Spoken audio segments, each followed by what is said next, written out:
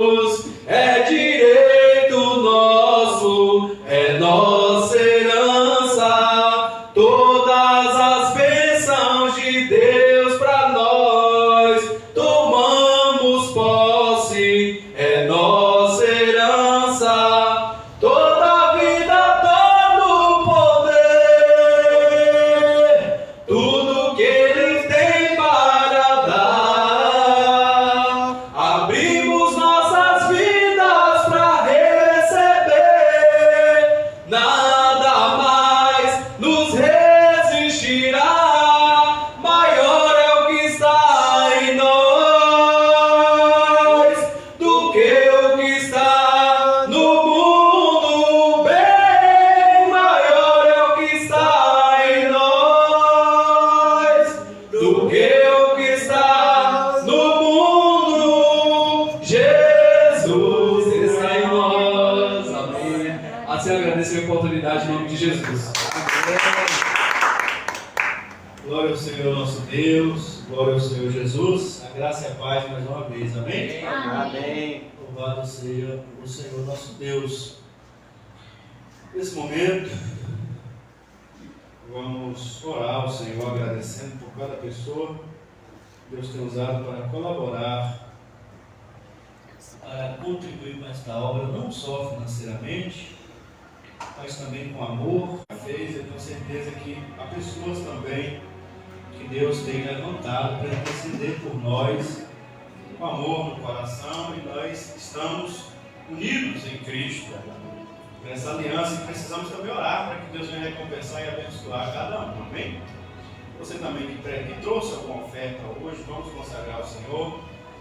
Pai amado e Pai querido, em nome de Jesus, nós te damos graças a Deus por cada pessoa, Pai, que o Senhor Deus amado tem usado, que o Senhor tem colocado amor no coração, Pai amado, para contribuir com esta obra, para interceder por esta obra, para, ó Deus amado, desejar o bem desta obra diante da Tua face, diante da Tua presença, Senhor. Pessoas, ó Pai, que têm se lembrado de nós, diante de Ti, Senhor, e têm pedido, Pai amado, em nosso favor. Pedimos que o Senhor venha abençoar cada filho, pedimos que o Senhor venha abençoar cada filha. Pedimos, ó Deus, Senhor, venha, Deus amado, abençoar nossas vidas, ó Pai. Consagramos a Ti, Senhor, as nossas ofertas. Pai querido, entregamos a Ti o nosso louvor, a nossa adoração, Pai amado. Em nome de Jesus Cristo. Amém. Graças a Deus.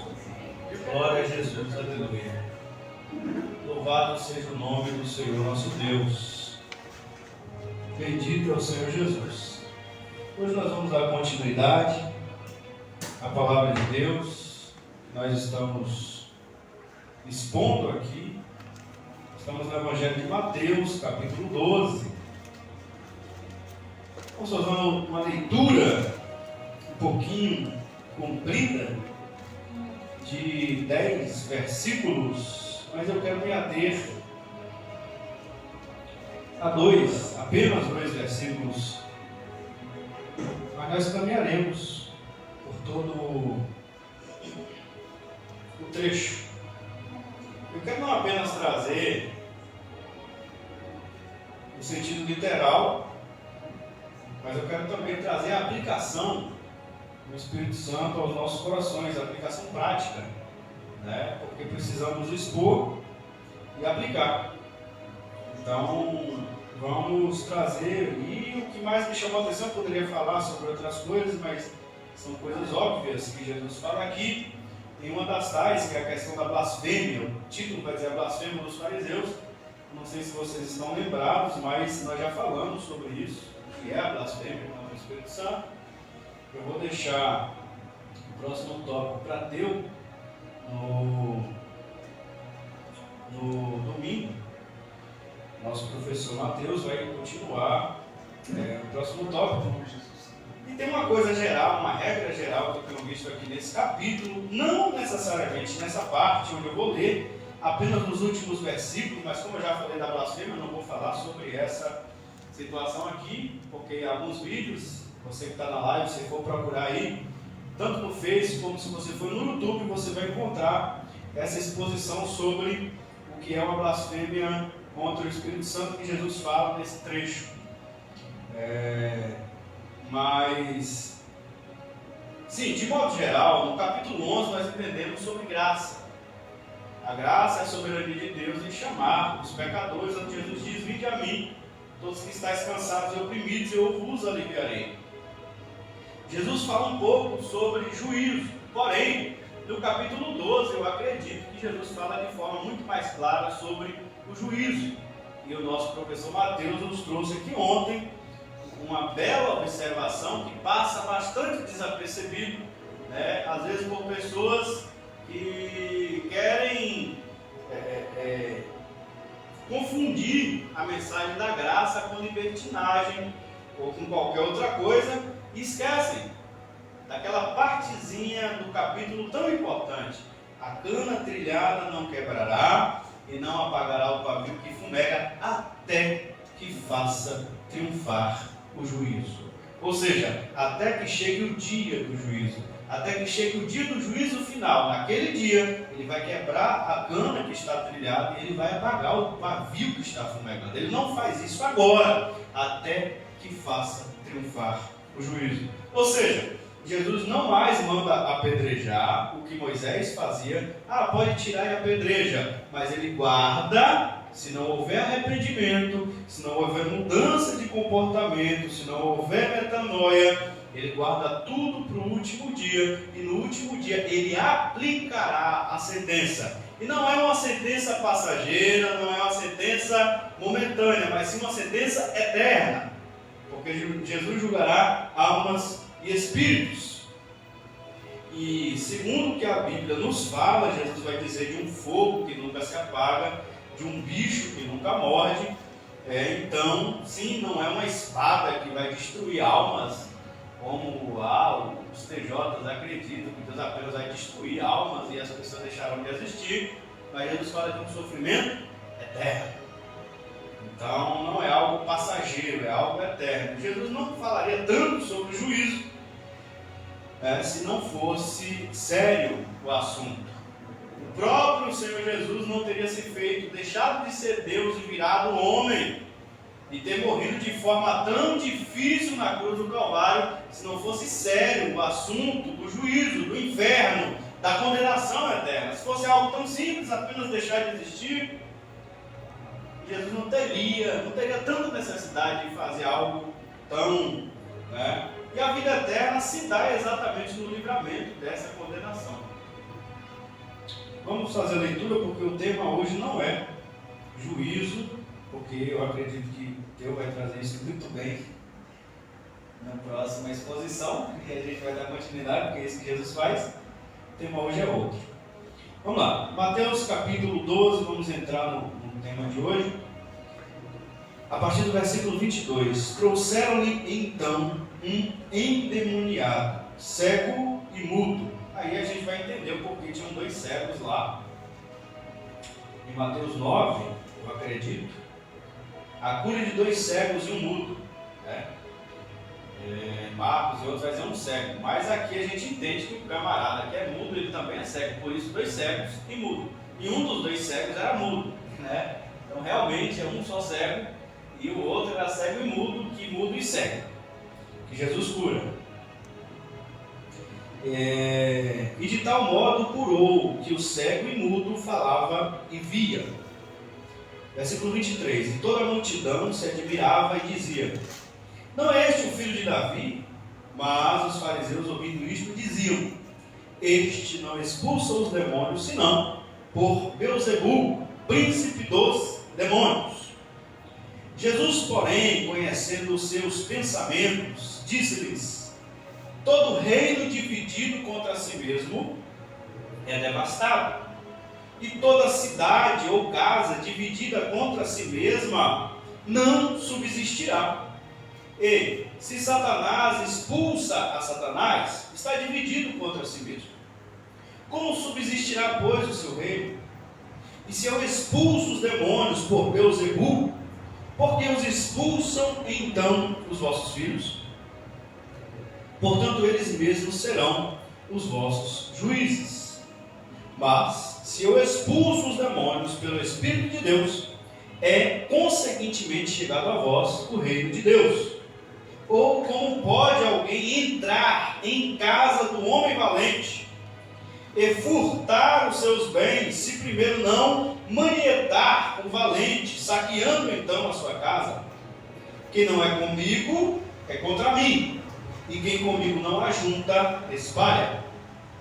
Portanto, eu vos digo, todo pecado e blasfêmia se perdoará aos homens, mas a blasfêmia contra o Espírito Santo não será perdoada aos homens, e se qualquer disser alguma palavra contra o Filho do Homem, seria perdoado, mas se alguém falar contra o Espírito Santo, não lhe será perdoado, nem neste século, nem no futuro. Amém? Amém. Glória a Jesus. Aqui temos vários temas que nós poderíamos trabalhar tranquilamente. Mas o que nós acabamos de ler é um episódio em que Jesus está numa casa e é trazido a ele, muitas pessoas vêm a ele e é trazida a ele uma pessoa que estava possessa de um demônio mudo, e essa pessoa também era cega. E Jesus expulsa o demônio desse homem, e esse homem começa a falar e começa a enxergar, porque Jesus cura ele da cegueira e da mudez. E muitos vão dizer que ele é o filho de Davi. Isso é uma expressão de Messias, porque Davi tinha uma promessa sobre Davi, o rei Davi, que derrotou o gigante Golias. Deus um dia fez a promessa para Davi que não faltaria varão, sobre as alianças, que nós falamos no sábado. E uma das alianças que Deus fez com a humanidade foi a aliança que Deus fez com Davi. E a aliança que Deus fez com Davi é: não faltará varão, ou seja, sempre, eternamente, vai haver um descendente teu sentado sobre o trono. Davi agradeceu a Deus por essa promessa, glorificou o Senhor, e a partir daí então se entendeu que o Messias viria da casa e da família de Davi. E como nós sabemos, se a gente for ver a Bíblia, José era um descendente de Davi, Maria também era descendente de Davi. E na época do nascimento de Jesus, a família de Davi não tinha mais prestígio político como realeza. José inclusive era carpinteiro, apenas carpinteiro. A família dele já não tinha mais nenhuma expressividade, nenhuma expressão política, monárquica naquele tempo. Não eram mais sangue azul, por assim dizer. Mas o que Deus já estava falando com Davi é sobre o próprio Filho de Deus, que é Jesus Cristo, que é o Messias prometido, que é o Filho do Homem. São duas expressões usadas aqui em Mateus. Filho do Homem é a que Jesus mesmo usa para si, que é a expressão que Daniel vai dizer, desse Filho do Homem, que vai se assentar no trono e reinará eternamente.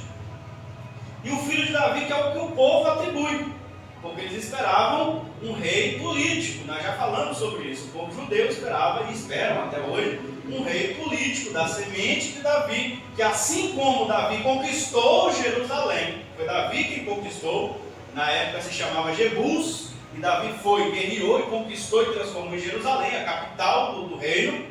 Então, os judeus eles têm essa expressão que o Messias ele vai reconquistar Jerusalém para eles, né? Então, porque Davi ele se tornou esse grande rei porque ele construiu.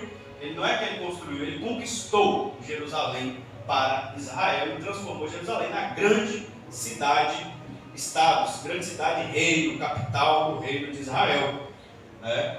E esse é o projeto do Messias do pensamento judaico. Por isso algumas pessoas vão dizer: esse não é o filho de Davi, esse não é o Messias que a gente está esperando, que vai reconquistar Jerusalém para nós, que vai reconquistar nosso poder político.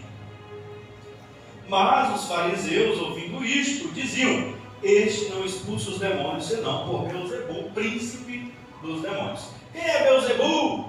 É uma denominação que vem também de Baal-Zebub, né? E é um ídolo qualquer, inútil. Porém, como a palavra vai dizer, que de trás, por trás de toda a idolatria, existem demônios, né? Aquilo que os gentios sacrificam aos ídolos, na verdade, sacrificam aos demônios. É os demônios que eles sacrificam. E por trás de Beelzebul, eles acreditavam que Beelzebul era o príncipe, o principal dos demônios. Então eles aqui blasfemam contra o Espírito Santo, porque Jesus estava cheio do Espírito Santo. de Deus. Eu trouxe isso ontem, o nosso professor Mateus, falando sobre Jesus ser cheio do Espírito Santo, lá na profecia de Jeremias, onde Deus vai dizer que ungiu com o Espírito Santo, apesar de ele existir no Espírito Santo. Mas quando a palavra vai dizer que Jesus foi ungido pelo Espírito, Jesus recebeu o Espírito, é para uma missão específica. É para uma missão específica. Quando ele se tornou homem, ele recebeu o Espírito Santo para uma missão específica. Então, para fazermos a obra de Deus, para fazermos essa obra social que estamos fazendo, precisamos do Espírito Santo conosco, para que venham as arrecadações que estamos fazendo. Algo simples, algo que qualquer ser humano pode fazer, muitas instituições não evangélicas, não cristãs fazem, mas nós que estamos em Cristo precisamos ser cheios do Espírito Santo para fazer essa missão. Para que Deus se agrade, porque é uma forma de ofertarmos a Deus. Para que Deus se agrade, para que o Espírito Santo nos guie até as pessoas corretas que venham ser assistidas. Para que a graça de Deus venha se manifestar através desse trabalho. Precisamos ter o Espírito Santo, irmão Josimar, que vai viajar, que Deus abençoe a tua vida, varão, em nome de Jesus, vai debaixo da bênção de Deus. Precisa estar cheio do Espírito Santo, para quê? Para ir para esse campeonato de jiu-jitsu, porque ele é um servo de Deus. É como ele disse: se Cristo comigo vai, eu irei. Quem ilumina o irmão Josimar com essa visão e aponta para Cristo e na frente ele seguindo? O Espírito Santo. Ele testificará de mim. Nós que estamos em Cristo devemos ser guiados pelo Espírito Santo o tempo todo. E é por isso que a Bíblia vai dizer que Jesus Cristo ele recebeu o Espírito Santo, e o próprio Jesus vai dizer nesse texto que é pelo Espírito Santo que ele expulsou aquele demônio. Jesus ele não andava guiado pelo próprio pensamento dele, pelo próprio coração dele, mas guiado pelo Espírito Santo de Deus. Porque Jesus tinha uma missão específica. Toda vez antes de vir aqui pregar, eu peço a Deus que venha me encher do Espírito Santo, que possa me dar mais do Espírito Santo, para que eu possa pregar. Por quê? Porque é só o Espírito Santo que pode convencer. É só o Espírito Santo que pode tocar corações. É só o Espírito Santo que pode fazer penetrar a palavra no mais íntimo da alma e do Espírito de quem está me ouvindo. Todos nós, em todas as situações, precisamos do Espírito Santo para nos guiar, para nos nortear, para orar, para jejuar, para ler a Bíblia, para beber água, para tomar banho, em todas as decisões, em tudo. Precisamos estar guiados e orientados pelo Espírito Santo, Espírito Santo de Deus. E Jesus está mostrando isso. E eles blasfemaram contra o Espírito Santo exatamente como nós já explicamos na exposição, alguns capítulos atrás. A blasfêmia do Espírito Santo se consistiu aqui, nesse episódio, quando eles delegam ao diabo uma obra que foi do Espírito Santo de Deus. Então eles blasfemaram. E Jesus vai dizer no final desse trecho que lemos, que quem blasfema contra o Espírito Santo não obteria perdão. Por mais que Jesus morreu na cruz do Calvário, essas pessoas que blasfemaram não obteriam perdão. As pessoas que blasfemam contra o Espírito Santo não têm perdão, nem nesta vida, nem no porvir. Ok, não vou me ater a isso. Eu quero apenas trazer para nós, para a gente fechar, algo que Jesus coloca aqui, aqui nasce uma doutrina, né? A doutrina da libertação, ou doutrina da batalha espiritual, mas de forma bíblica, de forma coerente, de forma precisa. A gente vai olhar para Jesus e ele vai dizer, versículo 29 e 30: ou como pode alguém entrar em casa do homem valente e furtar os seus bens, se primeiro não amarrar o valente, saqueando ou despojando então a sua casa ou os seus bens? Jesus faz uma pergunta. E Jesus vai concluir no versículo 30 dizendo: quem não é comigo é contra mim. e quem comigo não ajunta, espalha. Jesus está empenhado em uma missão. Jesus está empenhado em uma missão. Ele recebeu o Espírito Santo do Pai para uma missão específica de salvação. Quando ele veio a sua primeira vinda, ele está fazendo essa missão até a segunda vinda, que é quando ele virá com juízo. A primeira vinda, ele veio com a missão de salvar. Na segunda vinda, ele virá com a missão de julgar. Então, na primeira vinda, Jesus disse isso lá em Nazaré. Ele abre a Bíblia, ele abre o pergaminho do profeta Isaías lá em Nazaré, na sinagoga onde ele foi criado, e ele vai ler na Escritura. Isaías capítulo 61, ele vai ler, Jesus Cristo vai ler, e ele vai dizer: o Espírito do Senhor Jeová está sobre mim, porque o Senhor me ungiu. Lembra do Espírito Santo que Jesus recebeu para essa missão específica? O Senhor me ungiu para pregar boas novas aos mansos. Enviou-me, Messias, enviado, enviou-me a restaurar os contritos de coração. Agora observe bastante esse final do versículo: a proclamar liberdade aos cativos. Jesus foi enviado para quê? Também proclamar liberdade aos cativos e a abertura de prisão aos presos. Isso é material? Não. Jesus não foi lá libertar João.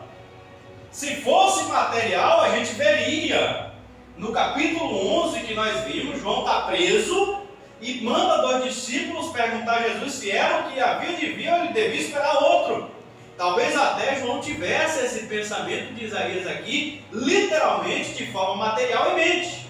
Mas Jesus não veio abrir cela de cadeia para ninguém. Jesus não veio entrar na prisão material. Ele até fez isso, ele libertou Pedro da prisão, ele libertou os apóstolos da prisão, ele libertou Paulo e Silas através daquele terremoto ali na prisão. Rapaz, olha, mas o que está falando aqui nessa palavra não é literal. Não é literal. O próprio Jesus foi preso. O próprio Jesus foi acorrentado.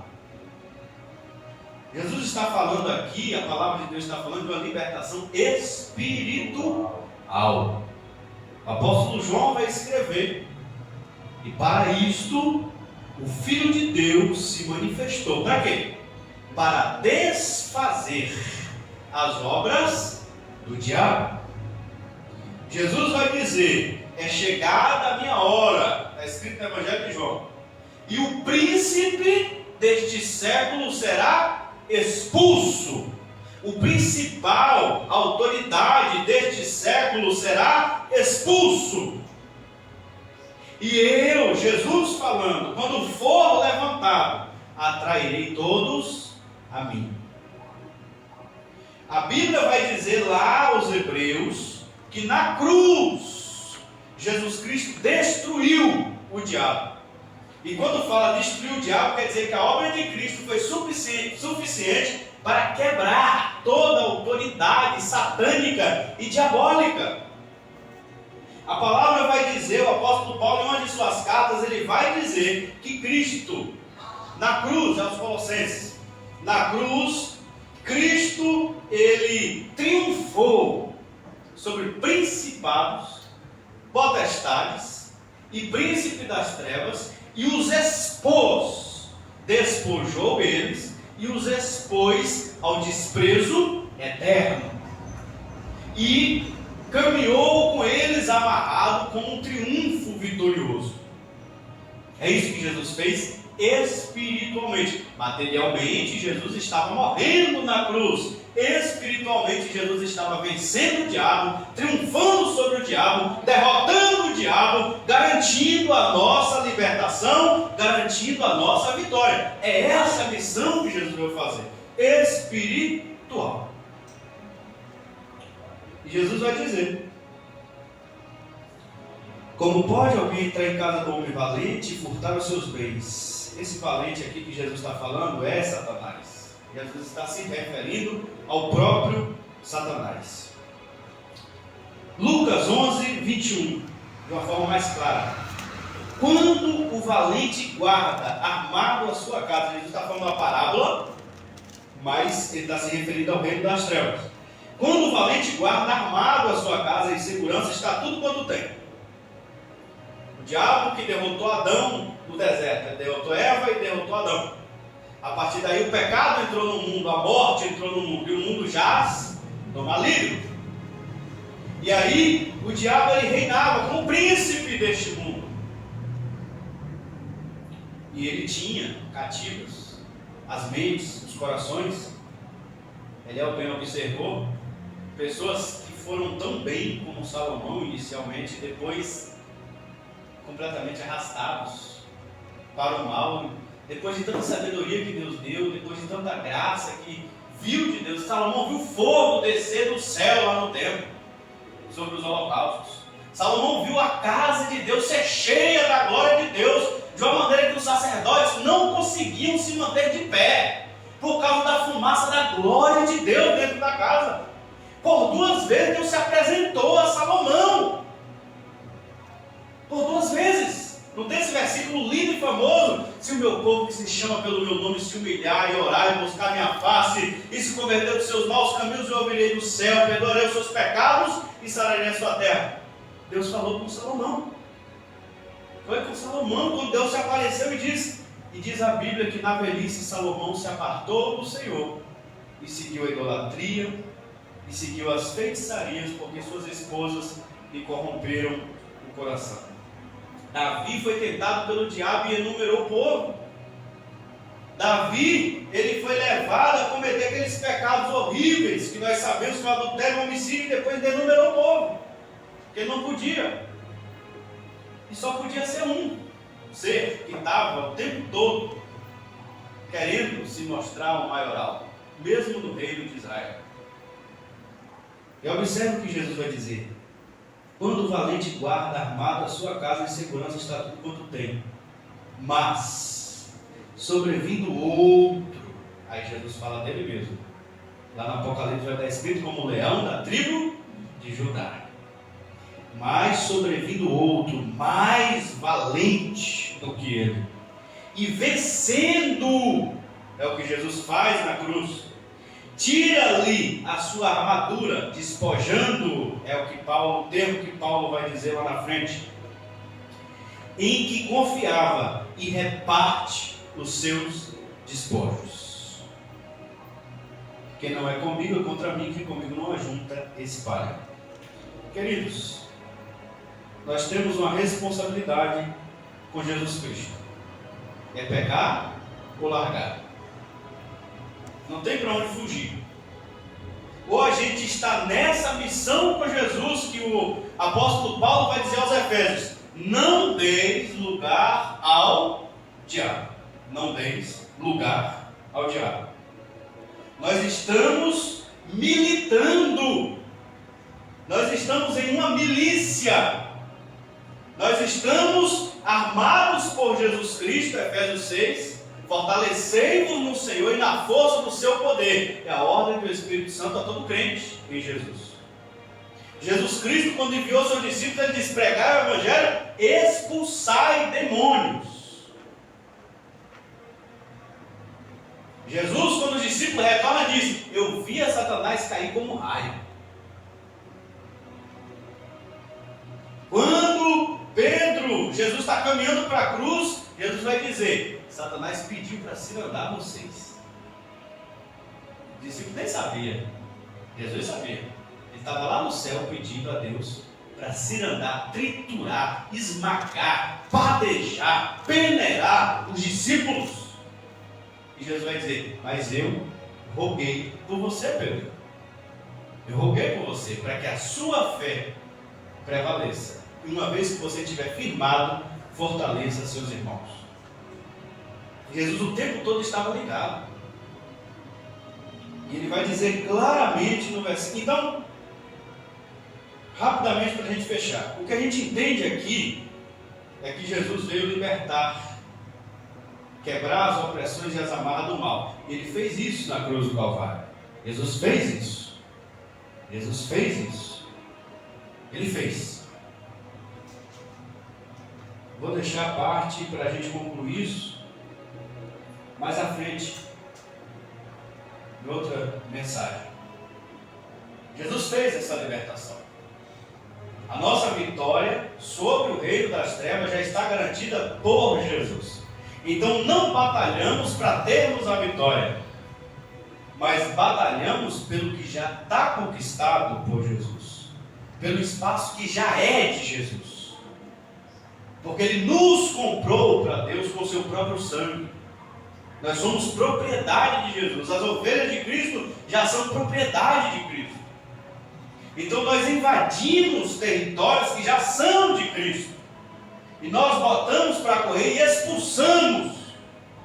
Quando nós expulsamos o império das trevas, não é que nós estamos lutando para adquirir vitória. Jesus já adquiriu a vitória. Nós estamos apenas expulsando porque a vitória já é do Messias, de Cristo. O que nós devemos estar atentos é para não darmos lugar ao diabo. Eu poderia falar sobre divisão que o diabo traz, sobre contenda que o diabo traz, sobre facção que o diabo traz, para dividir o povo de Deus, para separar o povo de Deus, para apartar o povo de Deus, para pôr o povo de Deus em guerra uns contra os outros. Porque o que Jesus disse aos fariseus é uma coisa óbvia: um reino dividido não pode subsistir. Vocês estão dizendo que eu estou expulsando o demônio porque eu tenho um demônio comigo, mas vocês estão falando uma coisa aqui na lógica. Então por que o reino de Satanás existe desde Adão até hoje, e antes de Adão e veio existir? E até hoje vocês sabem que existe. Os filhos de vocês são exorcistas. Eles expulsam demônios. Por quem é então que eles expulsam? É isso que Jesus está falando, algo óbvio. Eu poderia falar sobre a nossa unidade em Cristo, sobre o nosso fortalecimento em Cristo, mas não existirá unidade, não existirá nós entendermos que a nossa luta não é contra carne e sangue, se nós não entendermos que a nossa luta é contra principados, potestades e príncipes das trevas. É o que Jesus está falando para eles aqui. É o que Jesus está dizendo para eles aqui. Jesus o tempo todo está lutando contra demônios, contra espíritos imundos, opressores, obsessores.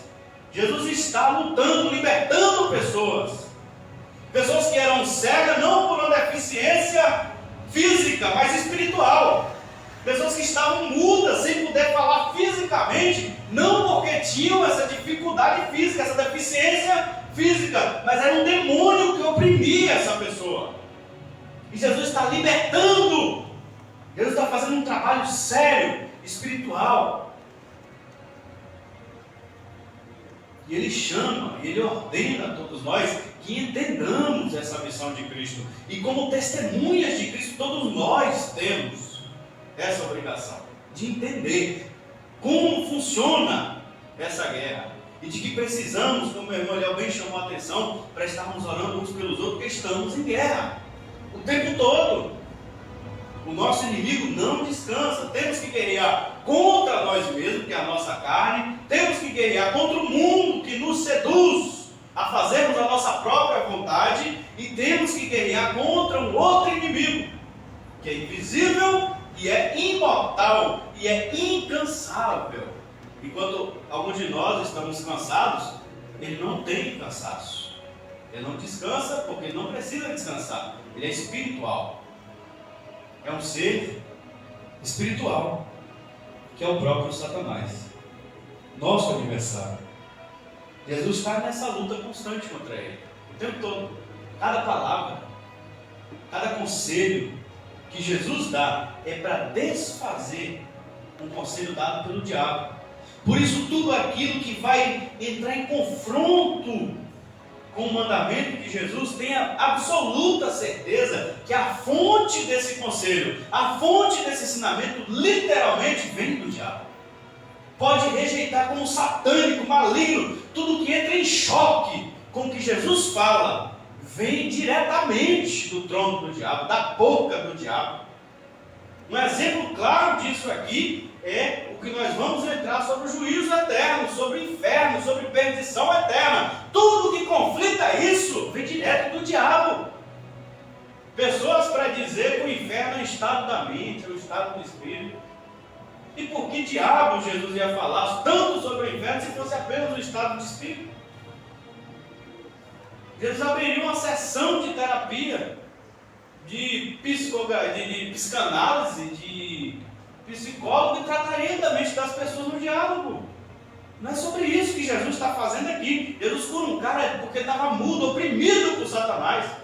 Jesus vai dizer, quando repreende o demônio daquele jovem lunático, essa caça de demônio não sai a não ser por jejum e oração. Não é com terapia, não é com psicanálise, é jejum e oração. Quando Jesus vai dizer sobre arrancar o olho, se preciso fosse automutilar, cortar mão, cortar braço, para entrar na vida, coxo, manco, maneta, cego de um olho, é melhor do que ser lançado no inferno de fogo. Não é um estado de espírito.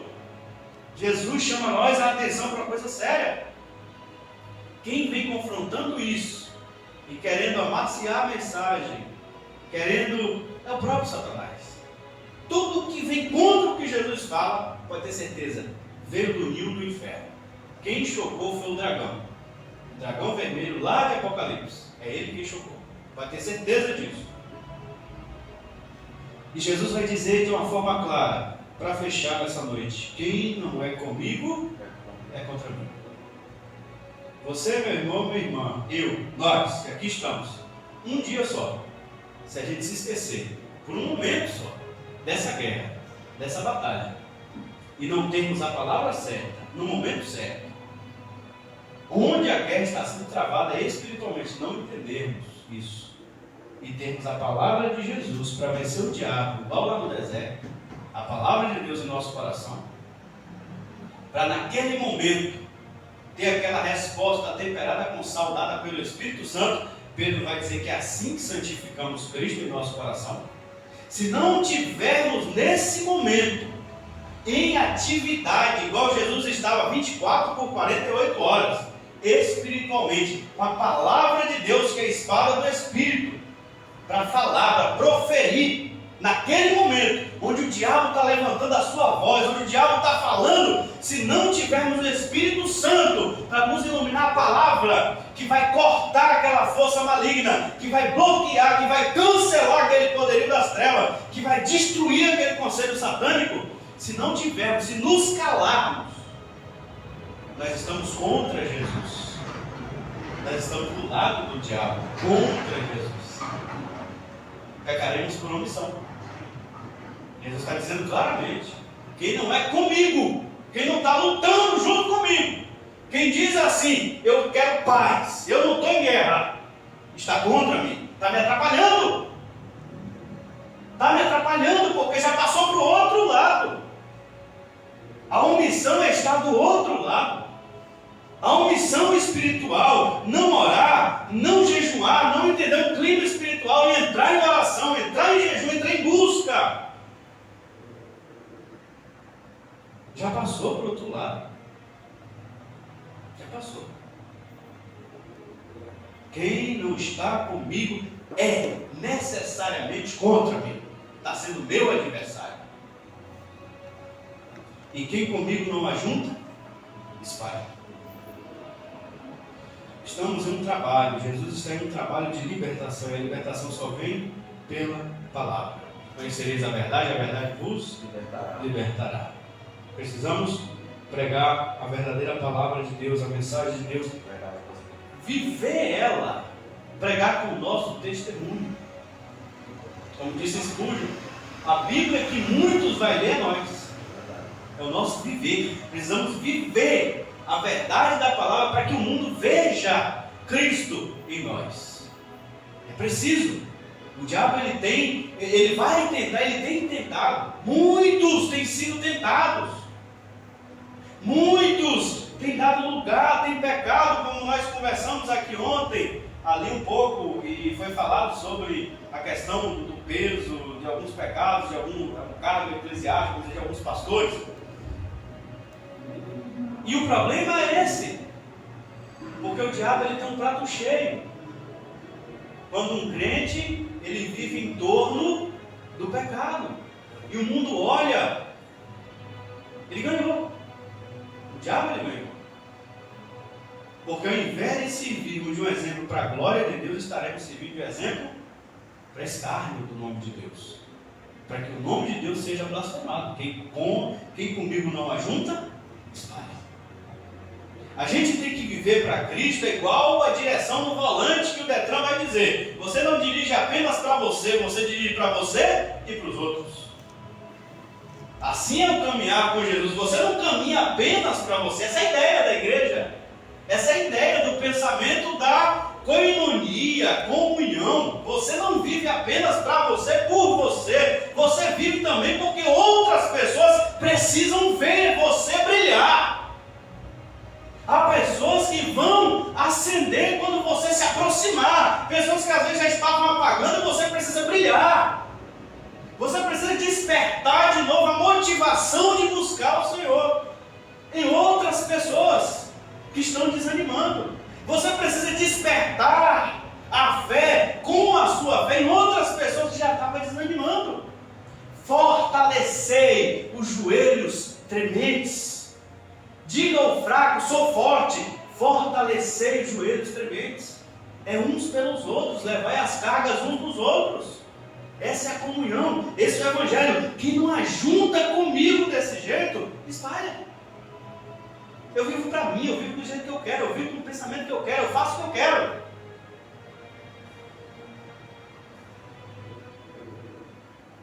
Espalha. É contra Jesus, espalha. Jesus nunca viveu só para ele. Ele vivia para o Pai. E a vontade do Pai é que ele vivesse para nós. Não é irmão que ele é o único modelo que temos, perfeito. Incrivelmente perfeito. Porque ele não vivia só para ele, era para nós também. Talvez tinha momentos ali que Jesus podia queimar, tacar um fogo assim, fulminar. Talvez tinha momentos que Jesus, óbvio, vários momentos, ele poderia, ele é Deus. Ele poderia fazer isso em vários momentos. Mas para poder criar João, o apóstolo João que pede, porque os samaritanos não quiseram dar uma hospedaria para Jesus passar a noite. João e Tiago, os dois irmãos, vai dizer: Senhor, o Senhor quer que a gente pede para descer fogo do céu para consumir esses malignos que não deu pousada para o Senhor? E ele vai dizer: vocês não sabem nem de que espírito vocês são. Vocês não sabem nem de que espírito vocês são, gente. O Espírito de Deus, o Espírito que gere o caos, que se movia sobre a face das águas. Paulo vai dizer: um espírito de fortaleza e de moderação. Paulo vai dizer que as armas nós são poderosas em Deus para a edificação, para a destruição de falta. O Filho do Homem veio para salvar. Lá na frente João vai escrever: Deus é amor. Jesus não vivia só para si. Talvez Jesus até possa ter realmente se chateado como humano, né, pela tolice daquele povo de Samaria contra ele, naquele momento. Ele poderia ter derramado fogo e queimado, poderia, ele é Deus. Como Deus, a santidade de Deus não pode ser ofendida por nada.